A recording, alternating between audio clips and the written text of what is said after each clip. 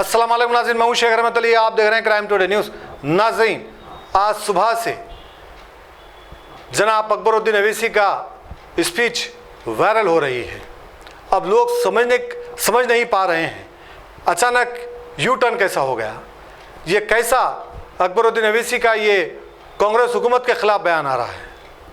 अगर हम थोड़ा सा पीछे जाएं तो हमें पूरी ये कहानी समझ में आ जाएगी कि जिस तरह से बीआरएस के बाद जब कांग्रेस इक़्तिदार में आई, इसके बाद से जाहिर सी बात है कि मजलिस इत्तेहादुल मुस्लिमीन उनका साथ देती है, उनका दोस्त बनती है जो इक़्तिदार में होते हैं। तो जैसे ही तेलंगाना में कांग्रेस आई, मजलिस उनके साथ हो गई और इसके बाद से आमिर अली को एमएलसी दिया गया, फिर एमएलसी से हटाया गया।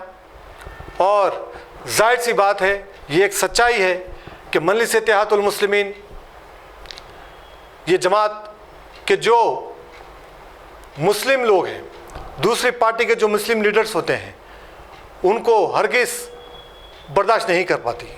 ये एक सच्चाई है, क्योंकि यहाँ पर ऐसे ही हुआ, आमिर अली को दिया गया, फिर आमिर अली से वापस एमएलसी ले लिया गया। इसके बाद से फिरोज़ खान का नाम था, लेकिन फिरोज़ खान को नहीं दिया गया।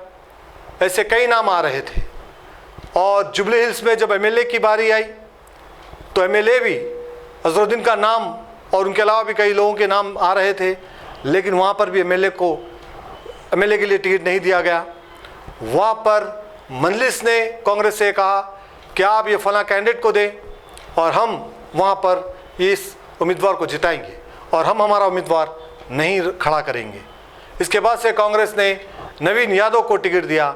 इसके बाद से मजलिस इत्तेहादुल मुस्लिमीन ने जुबली हिल्स में काम किया और काम करके नवीन यादव को कामयाब किया। ये कांग्रेस की कामयाबी नहीं थी जुबली हिल्स में, ये मजलिस की कामयाबी थी। इस बात को याद रखें, क्योंकि कांग्रेस से तो लोग बेजार थे, लेकिन मजलिस के वर्कर्स एमएलएस वहाँ पर वक्त दिए और यही वजह थी कि नवीन यादव वहाँ पर कामयाब हुए। इसके बाद से सब में पहले नवीन यादव असदुद्दीन अवैसी गए और दारुस्सलाम में जा कर के उनका शुक्रिया अदा किया। बहरहाल ये चीज़ हुई। अब इसके बाद से एक कॉमन चीज़ होने लगी कांग्रेस और एमआईएम में, क्योंकि जाहिर सी बात है मजलिस जो कहती है वो करना पड़ेगा हुकूमत को। अब इस बात पर रेवंत रेड्डी भी राज़ी हो गए थे, काम चल रहा था। लेकिन कुछ दिन पहले एक वीडियो आती है अर्जुन मालिक खरकरे की, जो उनकी एक वीडियो छोटी सी क्लिप सामने आती है।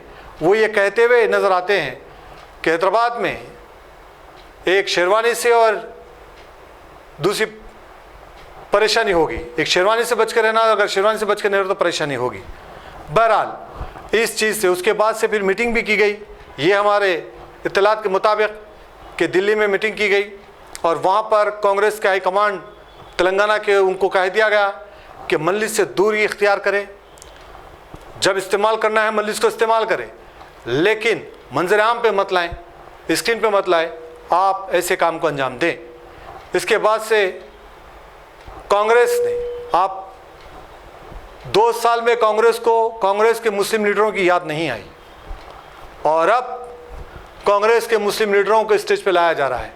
माइनॉरिटी फाइनेंस कॉरपोरेशन की स्कीमात कांग्रेस के मुस्लिम लीडरों के ज़रिए बताया जा रहा है, क्योंकि कांग्रेस को ये हिदायत दी गई थी। और इसके बाद से मजलिस को ये समझने में देर नहीं लगी कि कांग्रेस अब किनारा कर रही है या फिर हमारा इस्तेमाल कर रही है। इसके बाद से अब मजलिस इत्तेहादुल मुस्लिमीन की फ्लोर लीडर अकबरुद्दीन अवैसी की ये स्पीच सामने आती है।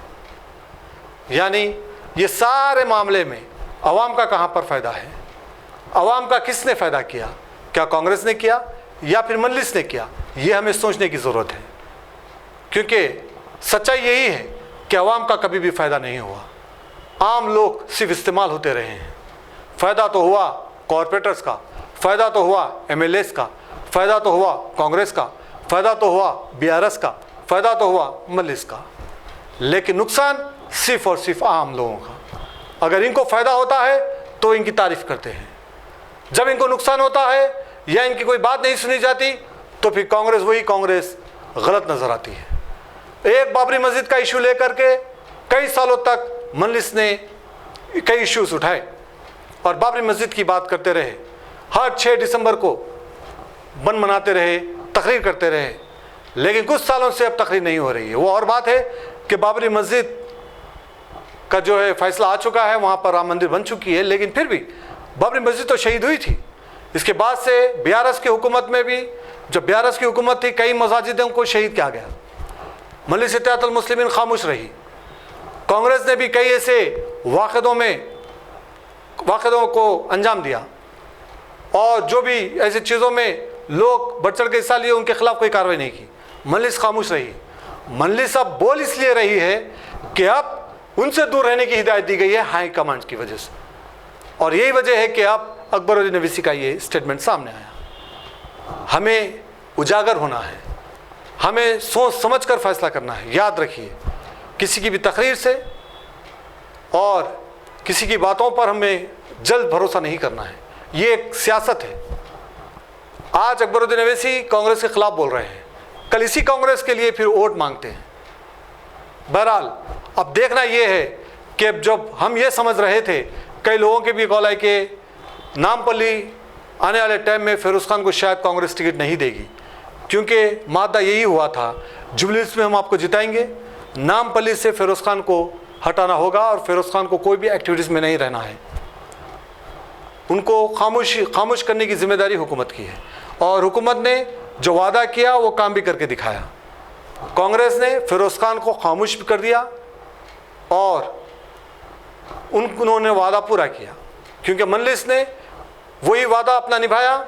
जुबलीस की सीट जिताने की जो बात की थी, जुबलीस की सीट जिता के दे दी, क्योंकि अब नामपल्ली में किसी भी किस्म का कोई भी मजबूत कैंडिडेट मजलिस नहीं चाहेगी। यही बात को रेवंत रेड्डी ने मान लिया था। लेकिन क्या अब जब अकबरुद्दीन अवैसी का ये बयान आता है, जब हाईकमान का प्रेशर रेवंत रेड्डी पर पड़ता है, कांग्रेस पर पड़ता है, तो क्या अब फिर से फिरोज खान नामपल्ली में एक्टिव होंगे? क्या फिर से उनको वो अहमियत दी जाएगी? अब ये देखना बाकी है, क्योंकि ये सियासत है, अप डाउन होते रहती है। लेकिन हमको सोच समझ कर देखना है, क्योंकि जो भी वर्कर है, चाहे वो कांग्रेस के हो या फिर मजलिस के, इस बात का ख्याल रखते हुए काम करें। कोई भी पॉलिटिक्स में परमानेंट दुश्मनी नहीं होती, परमानेंट दोस्ती नहीं होती। इस बात का ख्याल रखें, क्योंकि आजकल हम देख रहे हैं कि जो वर्कर्स होते हैं वो अपनी पार्टी के लिए किसी भी हद तक जाने के लिए तैयार हो रहे हैं। ये ठीक बात नहीं है, आगे चलकर आपको नुकसान होगा। माजी में अगर आप देखेंगे तो कई लोगों के ऊपर केसेस दर्ज हुए, लेकिन कोई पार्टी उनका सपोर्ट नहीं की। कई लोगों पर हमले हुए, कई लोग के साथ हादसे हुए, लेकिन कोई भी पार्टी उनका साथ नहीं देती।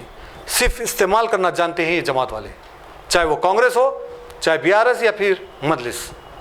तो हमें एक हद तक काम करने की ज़रूरत है। बहरहाल ये सारा मसला था, और अकबरुद्दीन अवैसी की स्पीच सुनिए आप।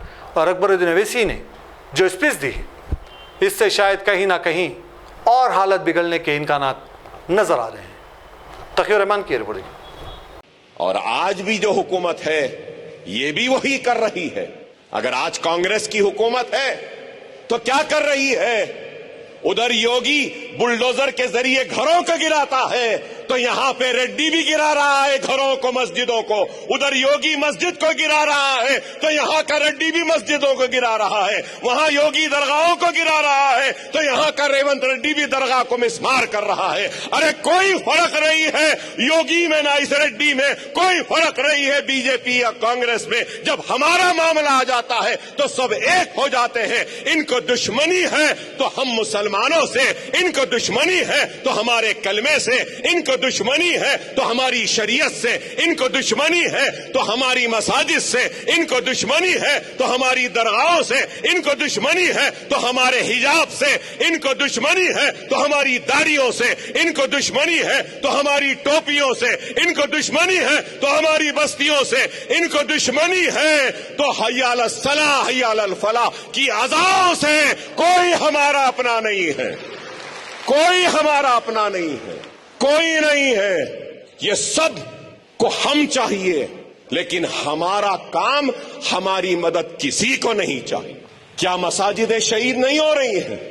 क्या दरगाहें मिसमार नहीं हो रही हैं? हो रहा है। क्या फर्क है किसी योगी में या किसी रेड्डी में? कोई फर्क नहीं है, हर कोई हमारे दुश्मन है।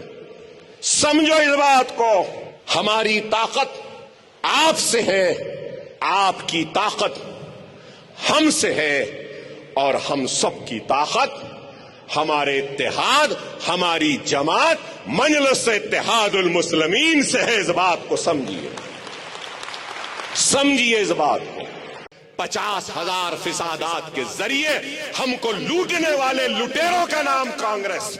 अगर मैं आज ना बोलूं और खामोश रहूं तो ये समझेंगे कि हम कुछ भी करो, कोई बोलने वाला नहीं है। लेकिन जब तक अकबरुद्दीन ओवैसी जिंदा है, न किसी मोदी से डरेगा, न किसी गांधी से, न किसी रेड्डी से, न किसी राव से, बोलेगा बराबर। ए रेड्डी याद रख, ए राहुल याद रख, हमने तुझे माफ किया था, लेकिन हम भूले नहीं बाबरी मस्जिद में शिलान्यास कराने वालों का नाम कांग्रेस, बाबरी मस्जिद को शहीद करने वालों का नाम भी कांग्रेस, ताड़ा कानून लाने वालों का नाम कांग्रेस, 50,000 फिसादात के जरिए हमको लूटने वाले लुटेरों का नाम कांग्रेस। ये कांग्रेस ने ही हमको पसमानदा रखा, पिछड़ा हुआ रखा, हक से महरूम रखा। हमने सब चीजों को माफ किया, भुलाया और इनका साथ दिया। इख्तिदार मिला, 2 साल में 6 से जायद मसाजिद शहीद, 2 साल में कई दरगाहें शहीद। क्या दिया मुसलमानों को? अरे मैं एक एमएलए होकर इतना कर रहा हूं, क्या आपको 1 पैसे का लोन मिला? माइनॉरिटी फाइनेंस कॉरपोरेशन से क्या 1 लाख मिला?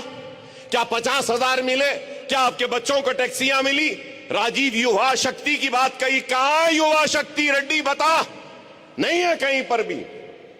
कुछ नहीं किया मुसलमानों के लिए, सिर्फ बीजेपी का खौफ बताते हैं और मुसलमान इनके साथ जाते हैं। क्या किया बताइए, क्या किया? क्या 1 पैसे का खर्च दिया? क्या कुछ लोन माफ किया? क्या मोटरसाइकिल दी?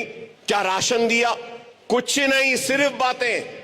हथेली में जन्नत दिखाना, गुमराह करना, वोट लेना, चले जाना। अब आप लोगों को समझना होगा कि कौन हमारा अपना है, कौन गैर है। अगर मैं आज ना बोलूं और खामोश रहूं तो ये समझेंगे कि हम कुछ भी करो, कोई बोलने वाला नहीं है। लेकिन जब तक अकबरुद्दीन ओवैसी जिंदा है, न किसी मोदी से डरेगा, न किसी गांधी से, न किसी रेड्डी से, न किसी राव से, बोलेगा बराबर। जिम्मेदार अगर रेड्डी है, रेवंत रेड्डी है मस्जिद की शहादत का, तो बोलूंगा। जयनूर के फिसादात में आदिलाबाद में वादा किया था, इनके मिनिस्टरों ने पूरे दुकानों को लूट लिया। मुसलमानों के वादा किया कि मुसलमानों के लुटे हुए दुकानों का हर्जाना देंगे। क्या 1 पैसा दिया आज तक जयनूर के मुसलमानों को? आदिलाबाद के मुसलमानों को जिनकी दुकानें लूट गई, बांसवाड़ा के लोगों को जिनकी दुकानें लूट गई, क्या 1 पैसा दिया? जयनूर के लोगों ने कहा कि आउटपोस्ट बनाओ, आउटपोस्ट नहीं बनाया। क्या घर मिले?